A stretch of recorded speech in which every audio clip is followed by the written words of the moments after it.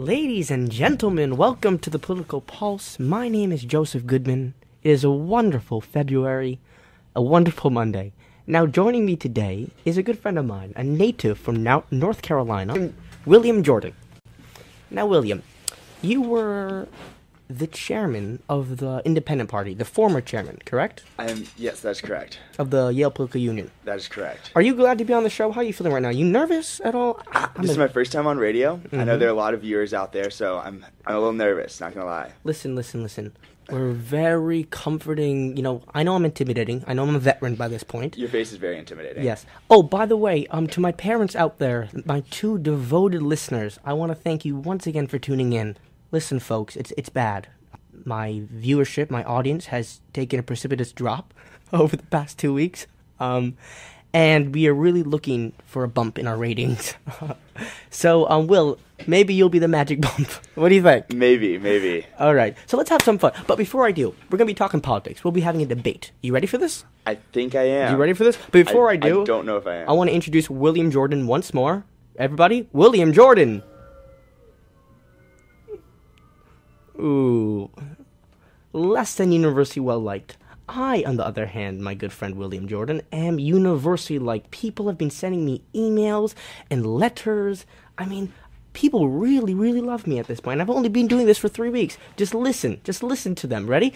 And now I present to you your host, Josef Goodman. Thank you. You're too kind. Please, ladies and gentlemen, you are just too kind. Let's hear it once more. Oh my God, guys, please. All right. Okay, so Will, the two of us, we're going to be debating. You ready? We'll be talking about all sorts of things. You know, you're quite politically, what's the word? Acute, I would say. You kind of know things. You read the newspaper. Now, granted, I read the Journal. It's the Wall Street Journal. It's no New York Times. It's for sure no Daily News, back in my home state. But for the rest of these, for the next 20 minutes, the two of us will engage in a conversation, in a debate. And we'll see, and what we'll do is we'll ask, maybe someone will even call in. How great would that be? Wouldn't that be great? Wonderful. I don't anticipate anything though. I have a feeling, no one is gonna call in, and I will make you a bet. Hopefully my parents will prove me wrong. Am I Mitt Romney? But we're gonna get to that. We're gonna talk about Mitt Romney. But before we do, let's get pumped. We're gonna have a debate. We'll be talking about, Will really is here, ladies and gentlemen. He's here to convince me to vote come November time for Mitt Romney. And I'm an Obama. I'm a Democrat, a registered Democrat. So are you, Will, aren't you? I'm a registered Democrat. Now, you're a registered Democrat.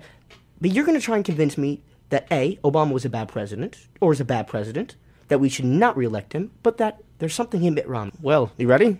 I'm ready. It's going to be a boxing match right now. For this, let's go. Business. Why do you like Mitt Romney? Tell me why you like this guy. So, saying I like Mitt Romney might be a bit of an exaggeration. I'm more just looking for someone other than Obama. I think Obama's had a failed presidency. I don't think he's capable of leading this country anymore, and I think we need someone new in the office. So tell me, what is the rubric under which you make such statements like that? A failed presidency? How can you say that? A simplistic thing to say. I think Obama is no longer capable of leading in Washington. You can look at what he's accomplished. Okay, let's look at what he's accomplished. Beginning when he takes office, he's in the midst of the worst recession since the Great Depression, and he decides his first priority isn't going to be something related to the biggest crisis facing this United States, our housing market, our unemployment.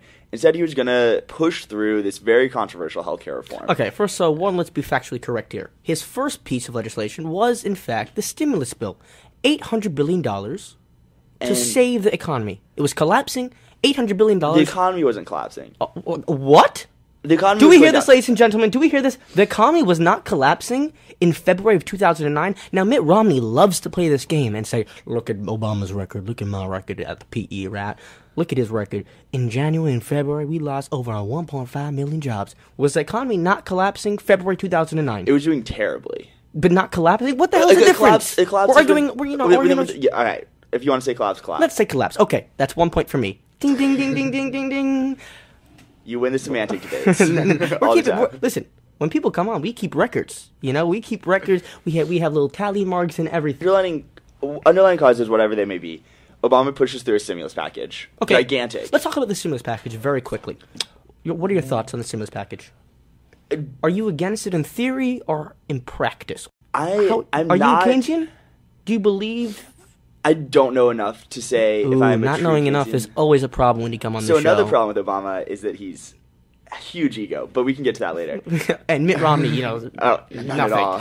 A modest guy. So, but with the stimulus package, it did not work for whatever reason. Maybe we needed to spend more money on infrastructure development projects that were actually shovel-ready instead of just so-called shovel-ready. I agree. For whatever reason, I'll give you a point. That was a good comment. Continue. Passed through an $800 billion stimulus package in 2009. Right, very good. The unemployment rate doesn't go below 9% until late 2010.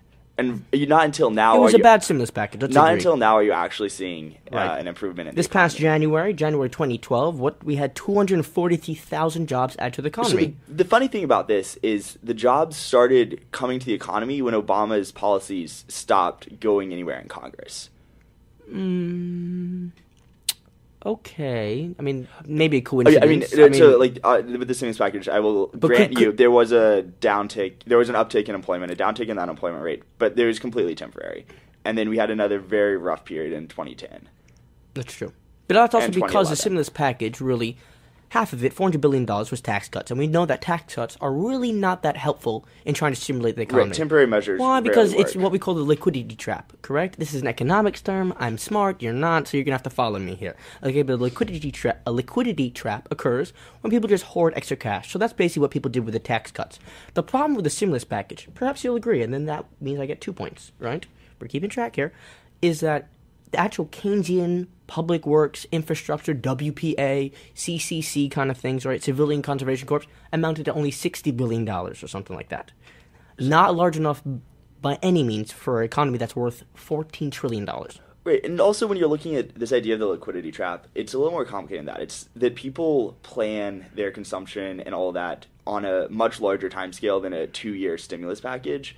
So if they know that they're going to have a job for 1 year and then they know that that job's not going to exist, they're not going to go out and spend all their income. They're still going to be living very, very sparsely, like they're going to be unemployed because they know they will be. All right, so let's move on from the stimulus debate. Okay. All right, healthcare. Healthcare. So let me ask you about this.